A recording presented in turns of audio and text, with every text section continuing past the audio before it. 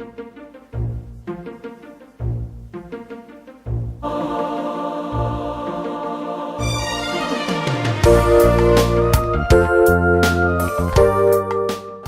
nous sommes maintenant en présence de Papa Robert Bukolo. Bonjour Papa Robert. Bonjour maman. Je vous remercie de votre présence, de bien vouloir participer à ce reportage sur la vie de Maman Marianne. Donc nous voulons profiter un peu de l'expérience que vous avez pu avoir avec elle, la vie que vous avez passée à côté d'elle. Et en plus de ça, je crois savoir que vous avez une fille qui s'appelle Marianne, et Maman Marianne. Donc on aimerait un peu que vous nous parlez de Maman Marianne. Parler de Maman Marianne, c'est beaucoup de sentiments, beaucoup d'émotions, beaucoup de douleurs. Mais surtout, c'est son amour finalement qu'elle dégageait en elle, qui fait parler d'elle. Parce que de son vivant déjà, je me suis amusé à compter les enfants qui portent son nom, les filles, en Angola, au Congo-Kinshasa, ici, avec elle-même, on a compté jusqu'à 270 personnes. Donc, filles qui portent le nom. C'est-à-dire que Maman Marianne elle avait un sens de l'amour qu'elle dégageait en elle, une beauté personnelle, une âme assez pure pour que les gens de son vivant lui donnent déjà son nom à leurs enfants. C'est-à-dire que Maman Marianne, c'est une personne qui a marqué beaucoup d'esprits. Beaucoup d'enfants sont nés par sa prophétie. Des choses qu'elle a dites, par exemple, il y avait des femmes qui n'avaient pas d'enfants. Et lorsque elle met au monde un enfant, après une promesse que Maman Marianne a donnée, cet enfant devait porter le nom de Maman Marianne. Moi, je la connais particulièrement et personnellement depuis les années 90. Je la connaissais, je connaissais Maman Marianne depuis toujours, mais plus vers les années 90, je me suis retrouvé avec elle en Angola. Nous étions en mission, l'église kimbangiste en Angola était divisée et que Papa Fumambaza a dépêché Maman Marianne pour aller régler le problème. Et moi, je me retrouvais en Angola. Au départ de Kinshasa, elle m'a dit, précédez-nous en Angola, on va venir. Et nous sommes allés à Luanda, nous étions Papa Dieudonné, Papa Mavakala et moi. Et Papa Dieudonné était parti, il est revenu, moi je suis parti. Nous avions une affaire personnelle à faire ensemble. Et c'est là que j'ai connu Maman Marianne, dans une dimension assez spirituelle.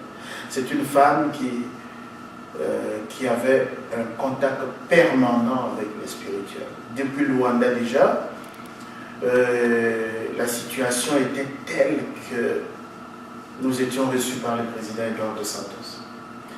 Moi et Papa Mavakala, et Maman Marianne a refusé. Elle dit elle ne part pas là-bas. Parce que si elle part là-bas, il y a des situations pas correctes, elle ne veut pas aller. Elle m'a délégué. Moi et Papa Mavakala, nous sommes allés, plus Papa Wanani, nous sommes allés pour régler le problème de l'église à l'Angola. Et c'était très émouvant quand même. Tout ce que nous allions dire, elle nous l'avait déjà dit. Tout ce que le président Eduardo devait nous dire, Maman Marianne nous l'avait déjà dit. Donc, c'était une personne qui m'a laissé beaucoup de souvenirs. Et pour la première fois, j'ai fêté mon anniversaire ce jour-là. C'était au mois de juin. Maman Marianne s'est mise à chanter pour moi. Elle m'a fait couler des larmes. Elle m'a chanté mon anniversaire. Comprenez-vous ça? Chef spirituel, et puis ça m'a beaucoup marqué. Donc oui, j'ai une fille qui porte son nom. C'est parce que c'est une personne très attachante. On ne peut pas être à côté de maman Marianne et sortir indifférent. Et là, vous venez avec vos idées, mais elle vous influence. Parce qu'elle dégage beaucoup d'amour à travers elle. Arriver à Montréal, c'est aussi grâce à elle. C'est elle qui m'a parlé depuis Luanda en 92, parce que moi j'étais chargé à organiser la demande de pardon de jeunes en Angola, l'église, parce qu'après le conflit, quand le conflit était terminé, la charge d'organiser la demande de pardon en Angola, c'est moi. Alors les secteurs jeunes, j'étais avec des jeunes et tout ça. Et là, comme ça, elle me dit, un jour, nous serons dans un pays étranger. Je ne sais pas lequel, mais papa m'a montré ça. Je n'ai pas trop cru. Et puis, rentré à Kinshasa, les années passent. Un jour, un coup de fil de sa part. Et elle me dit, préparez-vous, papa Mokolo, je crois que le temps est arrivé. J'ai parlé de votre problème à papa Frambanza, et finalement, vous devez venir. Et la façon que je suis venu, la plus facilement possible, tout s'est bien déroulé et je suis arrivé ici au Canada. Au Canada, arrivé, maman Marianne, c'est une femme, elle m'a parlé beaucoup. On a beaucoup parlé. Je crois qu'en ce moment, je suis en train d'écrire des souvenirs. Je crois d'ici là, je vais sortir un document pour elle. Et maman Marianne a marqué mon esprit.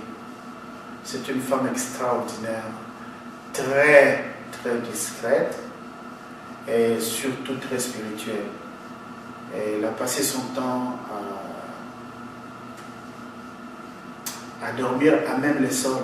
Ce n'est pas parce qu'elle n'avait pas de lit, non. Parce que pour elle, le spirituel était beaucoup plus important que tout le reste. Et quand tu arrives, elle peut te dire, moi quand j'arrivais, elle me posait la question, comment ça se passe dans tel pays? Je commence à lui dire l'information que j'ai entendue. Elle dit oui. Elle m'a même fait une révélation un jour que beaucoup d'Européens ont miné l'océan Atlantique. Il y a des armes sous l'eau. Il y a des armes sous l'eau dans les côtes africaines. Elle m'a dit tellement de choses. Je suis en train d'écrire, je crois que le moment venu, on pourra lire ce que je suis en train de faire, quelques petites mémoires que j'ai de maman Marianne. Quand elle tomba malade, ici à Montréal, on s'était entendu.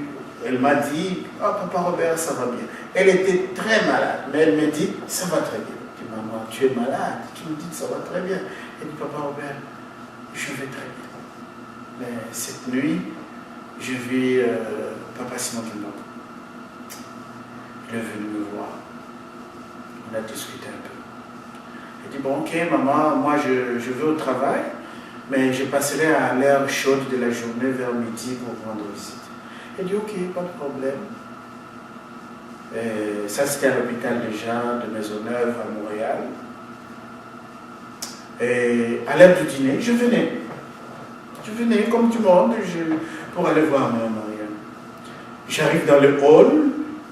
Je dis, mais maman, ça va bien? Je rencontre Joujou. Et puis, je rencontre qui encore qui était là? Maman Liliane. Et je dis, comment ça va? Je vois les gens qui me regardent bizarrement. Moi, je lui ai dit que je venais à 12h30. 12h30, je suis arrivé à l'hôpital. Quand j'arrive, maman n'était pas là. Et regardez l'émotion que j'avais. Pourtant, on avait un rendez-vous. Je suis arrivé. J'étais le dernier à toucher son corps à l'hôpital de Maisonneuve avant que le médecin vienne la mettre en bière. Je rencontrais papa Simon dedans, dans le corridor, puis on est allé, on a fait la prière.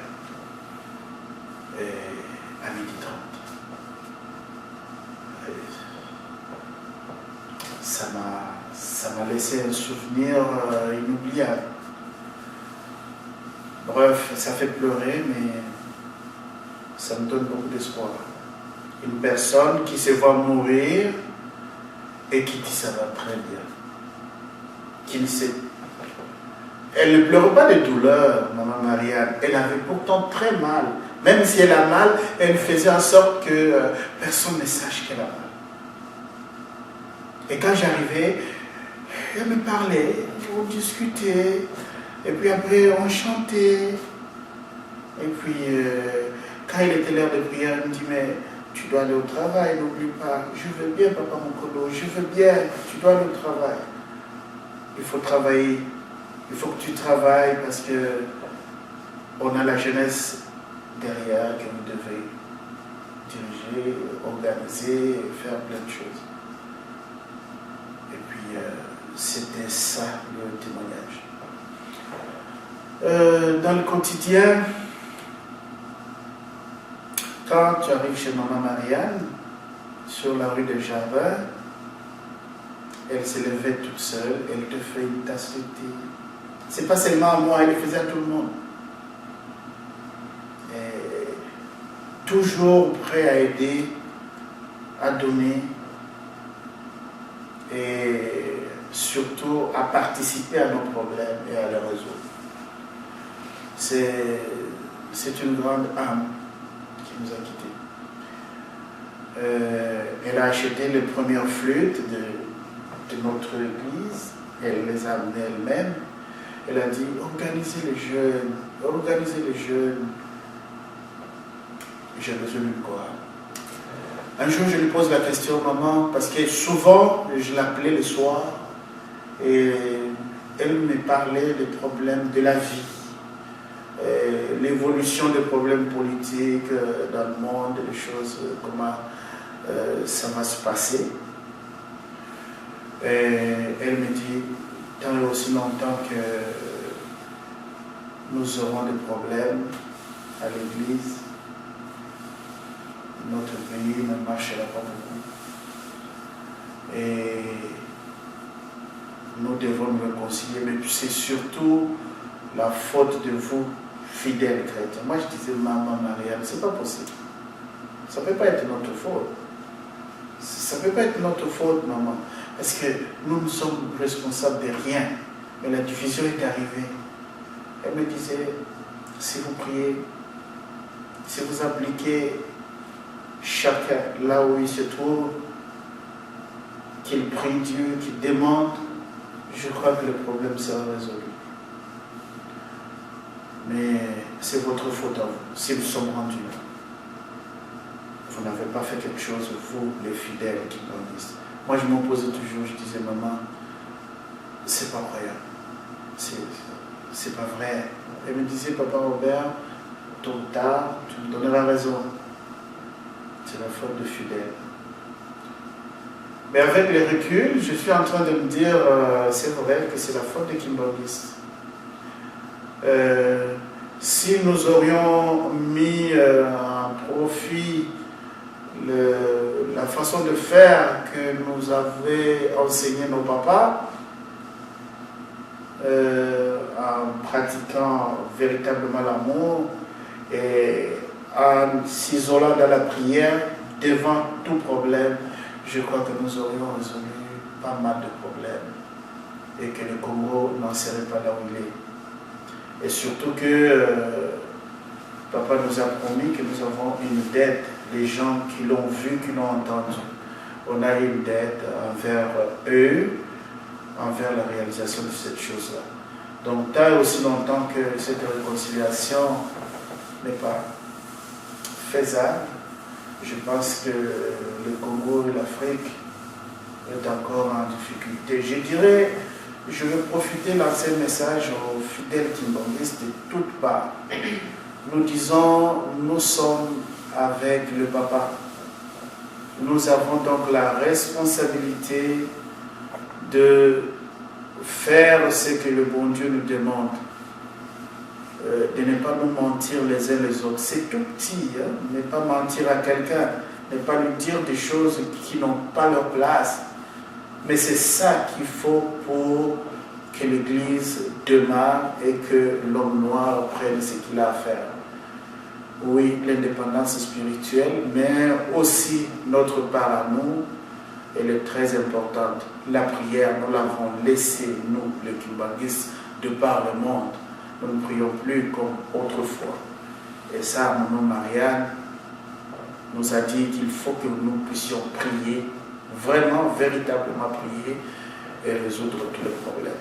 Donc, à quelque part, nous sommes responsables de la misère des Noirs, de la misère du peuple, si nous ne faisons pas le travail de prière, d'aller à la rencontre du bon Dieu. Et c'est la seule voie pour nous, Kimbanguistes. Sinon, on va nous lapider. Sinon, il y a des situations qui ont été prophétisées. Chacun fasse sa part. Je crois que c'est le message que Maman Marianne nous a laissé, que nous devons faire notre part. Merci, Papa. Sur le plan spirituel. Merci, Papa Robert. Ma dernière question serait, pas question, mais si vous voulez adresser un message personnel à Maman Marianne. Maman Marianne, tu as été un amour pour nous et tu nous l'as montré. C'est par l'amour que le bon Dieu a créé cette terre. Moi, je crois que tu m'écoutes, Maman Marianne. Faites quelque chose pour l'unité de l'Église, pour l'unité du pays et pour l'homme noir. Sinon, ça paraîtrait comme non-assistance de personnes en danger. Nous, les Kimbanguistes, nous avons la solution. Et la solution, c'est avec vous, le papa. Et nous sommes avec vous. Donc, si j'ai un message pour Maman Marianne, c'est celui-là. Qu'elle assiste son peuple. Merci beaucoup, Papa Robert Nkolo, du témoignage que vous nous avez fait partager et du temps que vous nous avez